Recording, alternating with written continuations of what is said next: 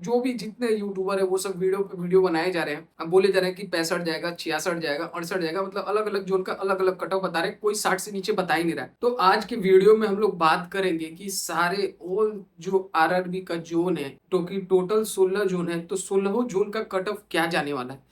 तो इस वीडियो में क्योंकि बहुत सारे स्टूडेंट का डाउट था और प्लस में वो लोग बोल रहे थे कि भाई आप बताओ कि सारे जोन में कट ऑफ कितना जाने वाला है, क्योंकि बहुत सारे यूट्यूबर अभी क्या कर रहे हैं ना कि 2-3 जोन छोड़ के, जैसे कि रांची हो गया, अजमेर हो गया, प्लस में पटना हो गया, ये सब में मिनिमम क्वालिफाइंग मार्क्स बता रहे हैं, जो कि मैंने तो ऑलरेडी बता के रखा हुआ था। बाकी सब जोन में क्या हो रहा है ना कि सब कट ऑफ इतना 65 बता रहे हैं, 68 बता रहे हैं, यहाँ तक कि कोलकाता जोन का 72 तक बता रहे हैं। तो मेरे सब्सक्राइबर जो थे वो लोग मेरे को व्हाट्सएप पे मैसेज कर करके बोल रहे हैं, भाई ये देखो क्या कट ऑफ वीडियो बना रहे हैं, सुनील के वीडियो हो गए या जो भी जितने यूट्यूबर है वो सब वीडियो पे वीडियो बनाए जा रहे हैं। अब बोले जा रहे हैं कि 65 जाएगा, 66 जाएगा, 68 जाएगा, मतलब अलग अलग जोन का अलग अलग कट ऑफ बता रहे हैं, कोई 60 से नीचे बता ही नहीं रहा है। तो मेरे सब्सक्राइबर बोल रहे थे कि भाई इस पे वीडियो बनाओ और क्लियर करो, हम लोग बहुत परेशान है, टेंशन में है। उसके टेंशन के चक्कर में हम लोग इस वाले भी एग्जाम में फोकस नहीं कर पा रहे हैं। तो मैं सोचा कि सारा डाउट क्लियर करते हैं, तो इस वीडियो में एक एक चीज डिटेल्स में आपको बताएंगे और हर एक डाउट क्लियर करेंगे।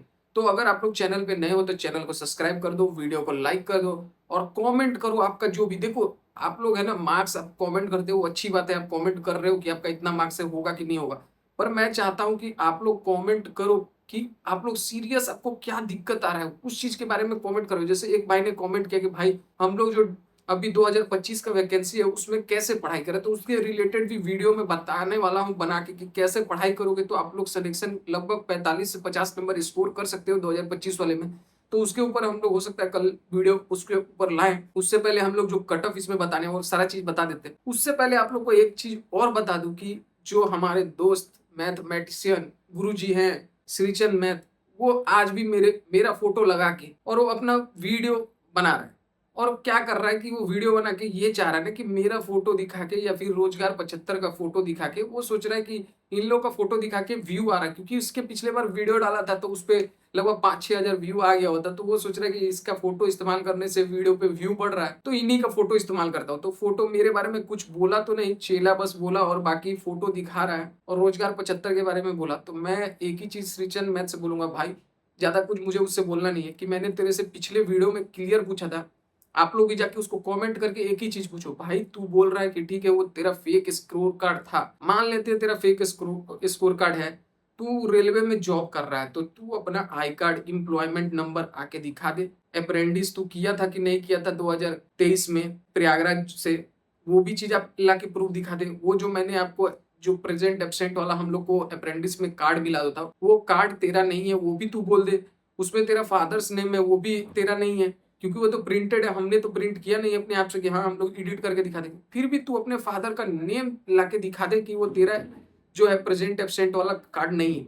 तो मैं मान लूंगा कि सारा चीज फेक है और तेरे को जो करना है कर, मैं तेरे नाम से जो भी वीडियो बनाऊं मैं डिलीट कर दूंगा, मेरे को कोई फर्क नहीं पड़ता। पर बिना प्रूफ के आके तू बोल रहा है कि मान लेते हैं कि मेरा ही 8 नंबर आया है तो उस 8 नंबर से एक बार आदमी का किस्मत खराब हो जाता है तो कमजोर भी नंबर लेके आता है। भाई किस्मत पे कुछ नहीं होता, तू नॉलेज तेरे पास रहेगा ना तो तू क्या होगा, नॉलेज रखेगा तो तेरा 8 नंबर कैसे आ जाएगा। खूब खराब एग्जाम जाएगा, मान लेते हैं तो 25 नंबर का मैथ का एग्जाम है, तेरा खूब खराब जा रहा है तो तेरे को कम से कम 15-17 नंबर तो आना चाहिए ना। इतना कैसे खराब हो गया तेरा नॉलेज, इतना होने के बावजूद तेरा 8 नंबर कैसे हो गया ये चीज है। अब मान लेते हैं तेरा 8 नंबर नहीं है, तू प्रूफ कर दे, तू अपना बाप का नाम बता दे और तू अपना एम्प्लॉयमेंट नंबर कहाँ काम कर रहा है सारा चीज दिखा दे कि तू रेलवे में काम कर रहा है, कौन से पोस्ट पे काम कर रहा है, ये सारा चीज रिवील कर। क्योंकि हमारे हिसाब से हमारे पास जो प्रूफ है उसके हिसाब से तो तू 23 में अप्रेंटिस किया है और तू बोल दे कि तू अप्रेंटिस नहीं किया है, और 23 में अगर अप्रेंटिस किया है तो तू कौन से साल में तू जॉब निकाल लिया, क्योंकि 19 के बाद तो कोई वैकेंसी आया ही नहीं है,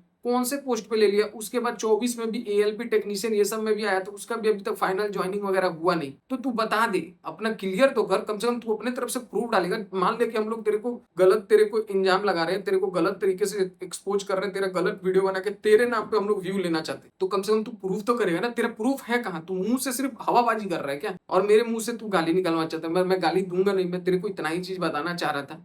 तो ये सारा चीज है उसके बारे में। तो उसके बारे में जो भी आप लोग वीडियो देख रहे हो ना, तो मैं आप लोग को नहीं बोलूंगा आपको उसका वीडियो पसंद आ रहा है, उसके बातों पे बिलीव है, क्योंकि वो अभी भी आप देखोगे तो डेली उसका कट ऑफ वीडियो आता है, डेली अलग अलग कट ऑफ रहता है, 16 जून का डेली वो वीडियो बनाता है।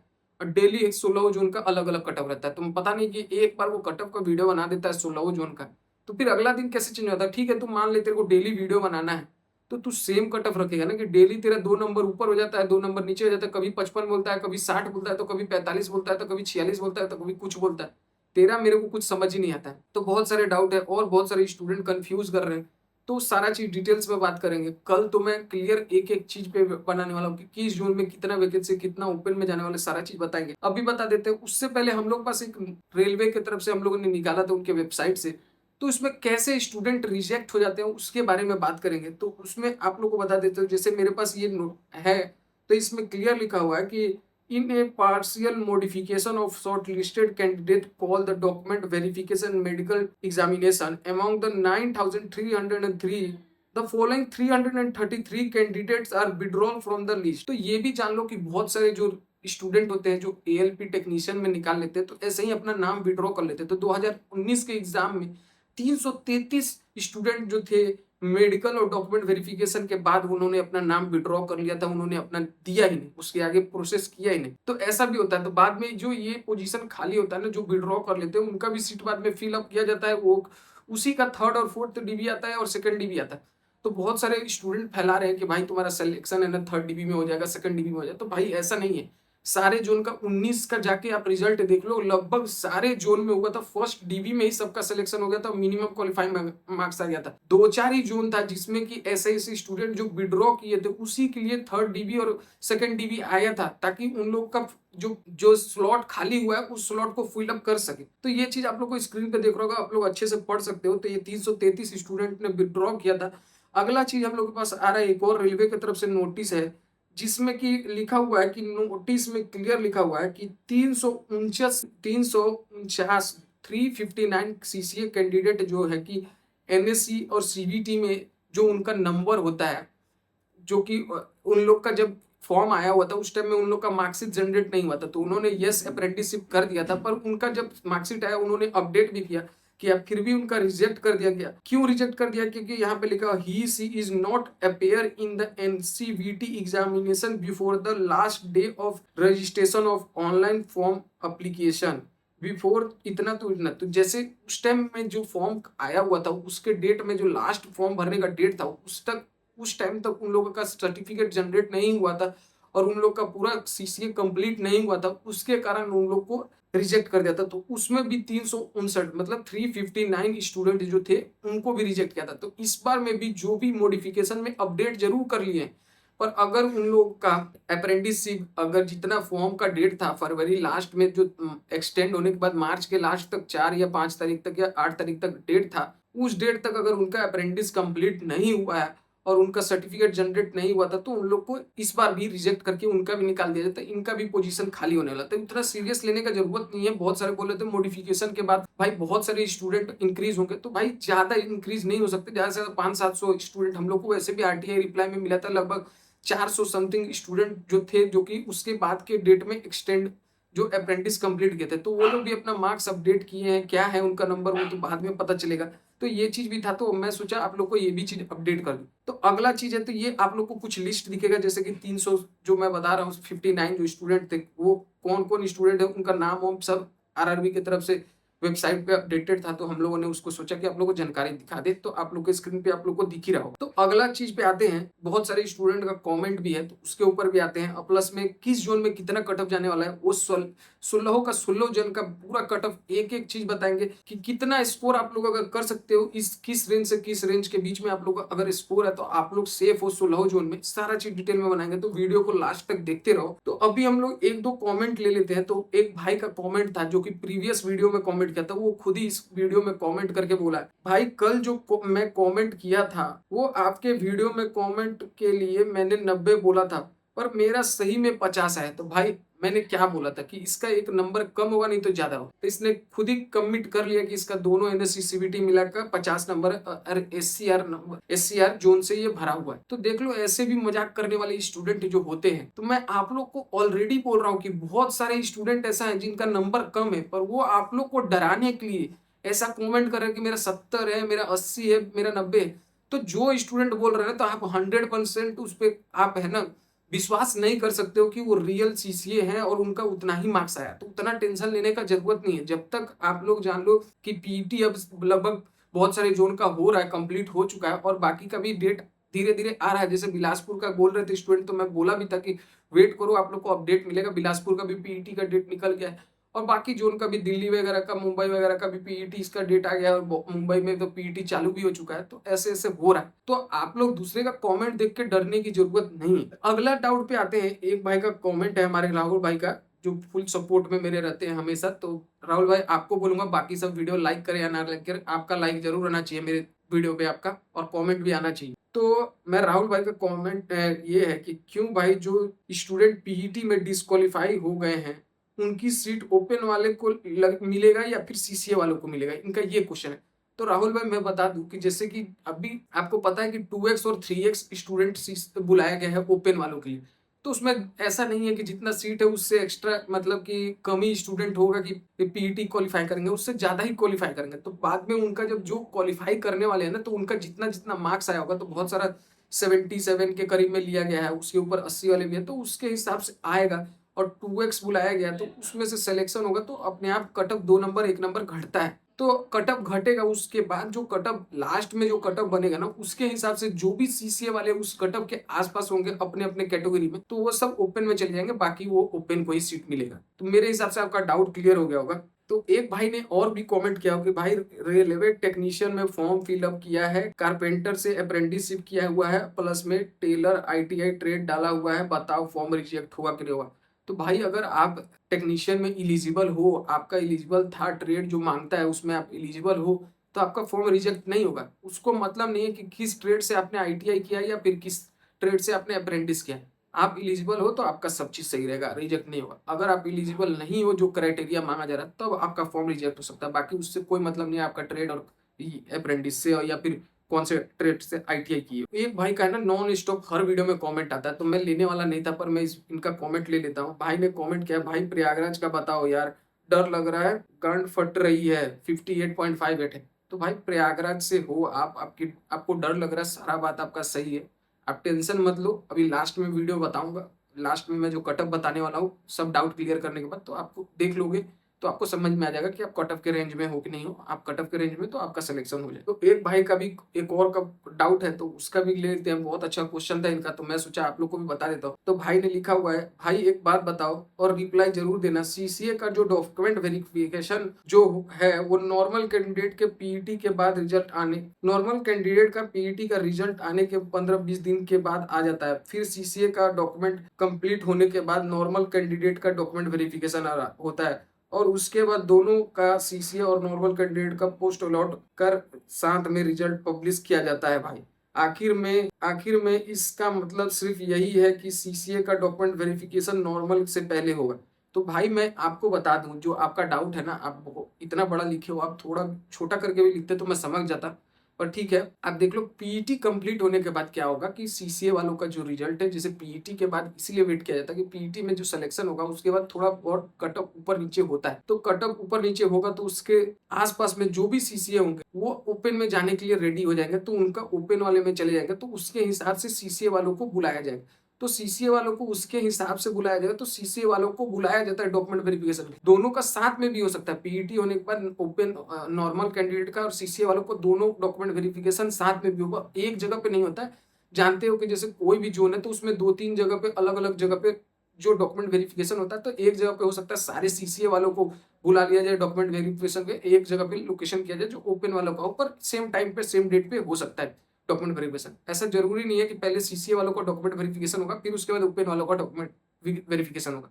वो रेलवे वाले पे डिपेंड करता है कि कैसे करना है। और जब डॉक्यूमेंट वेरिफिकेशन हो जाता है उसके बाद क्या होता है कि रेलवे दोनों का जो सीसीए का होता है और प्लस में ओपन वालों का साथ में पूरा लिस्ट निकालती है। पहले ऊपर में होता है कि नॉर्मल कैंडिडेट का रहता है, उसके नीचे में सीसीए का रहता है, फिर पीडब्ल्यूडी का होता है, फिर एक्स सर्विसमैन का पूरा लिस्ट निकलता है उस जोन का कि पूरा सीट में कितना कितना किसका सिलेक्शन हुआ है। ठीक है, तो ये प्रोसेस होता है। तो एक भाई का कमेंट है कि भाई तेलंगाना हाई कोर्ट से अभी भी केस फाइनल नहीं हुआ है, रेलवे बार बार नोटिस में बता रहा है कि फाइनल रिजल्ट आने के बाद ही जो होगा रिजल्ट सीसीए का बनाया जाएगा। तो ऐसा नहीं है भाई, जो भी केस किए हुए थे ना, जो भी स्टूडेंट 15 स्टूडेंट थे तो उनके लिए 15 सीट रिजर्वेशन हो चुका है। कोर्ट की तरफ से जो ऑर्डर आया था उसी टाइम में रेलवे ने 15 सीट रिजर्वेशन कर दिया।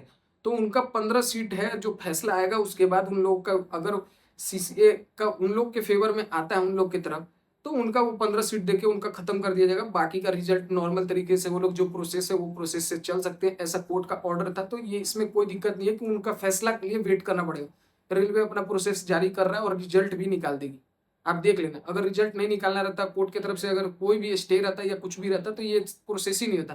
क्योंकि मान लो सारा प्रोसेस करने के बाद और उसके बाद उन लोग का फेवर में आ जाता है और कोर्ट बोल देते कि नहीं सिर्फ सीबीटी के ऊपर ही आधार पे सिलेक्शन लेना है, या फिर क्या करती है कि सीबीटी या एनएससी में सभी को 30 नंबर सीबीटी वालों को नंबर दे के तब उसके करना है, या फिर सबको सिमिलर नंबर देना है, तो उसके हिसाब से तो पूरा प्रोसेस रोकना पड़ेगा। क्योंकि सी एनएससी में बहुत से स्टूडेंट का है जो कि 30 है, 32 है, और पुराने वालों का 28-27 ऐसे है। तो ऐसा नहीं है, उन लोग के लिए 15 सीट रिजर्वेशन है। अगर जीतेंगे तो उनके फेवर में जाएगा, तो वो 15 सीट उनको दिला जाएगा, या फिर बाद में अगर फेवर में नहीं आता है तो जो है वो 15 सीट अगले वैकेंसी में ऐड ऑन हो जाएगा, या फिर इसी में बाद में डॉक्यूमेंट वेरिफिकेशन करके बुला सकते हैं। और एक भाई का मेरा ये कमेंट किए हुए वो मेरे को व्हाट्सएप पे भी मैसेज किए थे, पर ये कमेंट आप लोग को भी पता होना चाहिए, ये चीज मैं सोचा। तो इन्होंने बोला है, भाई सेंट्रल कास्ट सर्टिफिकेट 2024 में बनवाए थे एसडीओ से जाके, लेमिनेशन करवा लिया है, अभी ग्रुप डी के डीबी में नाम आ गया है, लेमिनेशन हटा के उसको यूज कर लूँ क्या? कि मुझे बहुत डर लग रहा है क्योंकि मैं दोबारा से बनवा नहीं सकता हूँ। ऐसा इनका कमेंट। तो मैं बताना चाहता हूँ, लेमिनेशन किस लिए आदमी करवाता है?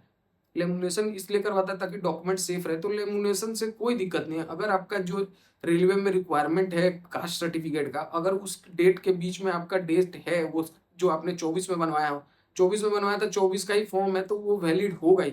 तो आपका वैलिड होगा तो आपका डेट अगर मैच है तो वो यूज कर सकते हैं। लेमिनेशन से कोई फर्क नहीं पड़ता, लेमिनेशन रहने से कोई दिक्कत नहीं है। अब बाई चांस अगर आपका नहीं है तो आप अपना अप्लाई कर लो, और वैसे भी आप बोल रहे हो तो आप दोबारा अप्लाई कर लो। अगर बन जाता है तो ठीक है, नहीं तो पुराना वाला देना, क्योंकि वैसे भी आपके पास टाइम है। अब अगर बाई चांस नहीं बनता तो पुराना वाला तो है ही, अब दे देना, नया बनवा लोगे तो और भी अच्छा है। बिलासपुर जोन में सीसीए का 269 सीट है, और उसमें से 189 लोगों का डेटा मेरे पास है। तो भाई मेरे पास भी 200 प्लस लोगों का डेटा है, और उसमें आप देखोगे, आपने मेरे को व्हाट्सएप पे भी मैसेज किया था, तो 80 से चालू होता है। आपने ही बोला है कि 37 तक आपके पास डेटा है, तो वैसे मेरे पास भी डेटा है और डाउन होके आता है।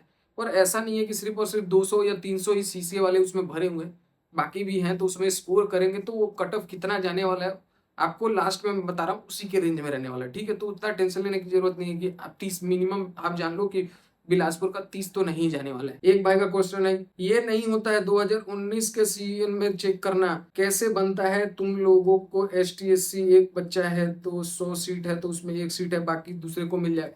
तो भाई ये वैसे ही कैटेगरी के बारे में बात कर रहा है, तो मैं आपको बता देता हूँ, आप थोड़ा सा वेट करो। जब रिजल्ट आएगा तो आपको पता चल जाएगा कैटेगरीज बाई बनता है कि कैसे बनता है, हॉरिजॉन्टल बनता है। आप लोग को वर्टिकल और हॉरिजॉन्टल में अंतर ही नहीं समझ में आ रहा है।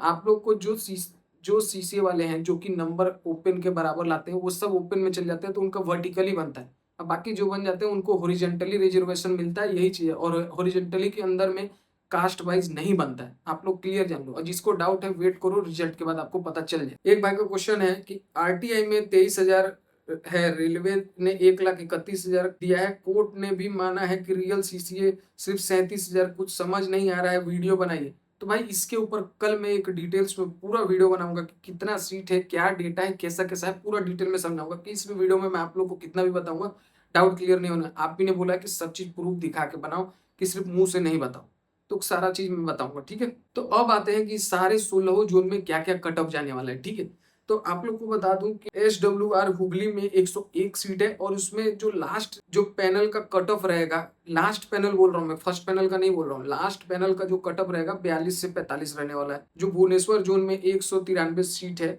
जिसमें से 40 से 42 कट ऑफ रहने वाला है। फिर उसके बाद ESR कोलकाता में 206 सीट है, जिसमें 41 से 43 रहने वाला है। हाजीपुर ECR हाजीपुर में 278 सीट है, 38 से 40 रहने वाला है। फिर SCR बिलासपुर में 269 सीट है, 269 है, जिसमें 40 से 42 रहने वाला है। गोरखपुर में 274 है, 43 से 46 रहने वाला है। जयपुर में 45 से 46 रहने वाला है। जबलपुर में 39 से 42 रहना है। ऐसे करके सारे जोन में ऐसे कट ऑफ रहने वाला है। तो आप लोग को स्क्रीन पे दिख रहा होगा, तो आप लोग पूरा चीज देख लो और समझ लो किस जोन में कितना कट ऑफ रहने वाला है। इतना ही कट ऑफ रहेगा। और बहुत सारे स्टूडेंट मैं जानता हूँ कमेंट करेंगे, भाई किस बिना पे ये सब कट ऑफ बोल रहे हो? तो वह सारा चीज़ हम लोग डिटेल्स में कल बताएँगे कि किस ज़ोन में कितना सीट है, कितना डेटा है, कितना कैसे कट ऑफ जाने वाला है, किस कैटेगरी में कितना स्टूडेंट ओपन में जाने वाले हैं, सारा चीज़ कल डिटेल्स में बताएँगे। तो कल का वीडियो ज़रूर देखना और वीडियो पसंद आया होगा तो वीडियो को लाइक करना मत भूलना। नेक्स्ट वीडियो में मिलते हैं।